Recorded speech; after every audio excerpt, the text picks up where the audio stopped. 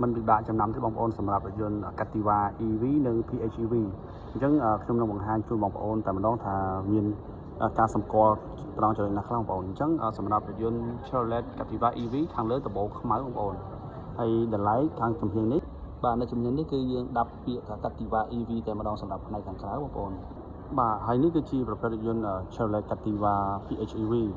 អញ្ចឹងចំណុចសម្គាល់ខាងលើដំបូលខាងលើគឺអត់មានខ្មៅដូចប្រភេទពួក EV ទេបាទហើយចំណុចសម្គាល់នេះនៅផ្នែកជំហានបងប្អូនតម្លៃសម្រាប់ផ្នែកជំហានបងប្អូនសម្រាប់ Captiva PHEV គឺគេដាក់អក្សរពាក្យថា PHEV តែម្ដងអញ្ចឹងអត់ពិបាកក្នុងការចំណាំទេបងប្អូនជារួមរថយន្តទាំងពីរនេះបើនិយាយអំពីរូបរាងបាទហើយនឹងទំហំបដ ாய் តឹងអី option តែមួយទេបងប្អូនគ្រាន់តែវាខុសមួយជាប្រភេទរថយន្តអគ្គិសនីសុទ្ធមួយប្រភេទរថយន្ត plug-in hybrid អញ្ចឹងណាបងហើយមួយទៀតយើងខុសនឹងតម្លៃដែរសម្រាប់រថយន្ត PHEV តម្លៃ 30000 ជាងបាទហើយបើសម្រាប់រថយន្ត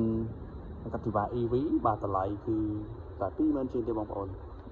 បាទអញ្ចឹងសម្រាប់ព័ត៌មានលម្អិតបងប្អូនអាចធ្វើការតាក់ទងជាមួយខ្ញុំបាន Mr. ចន្ទាតាមរយៈលេខ Telegram 093544512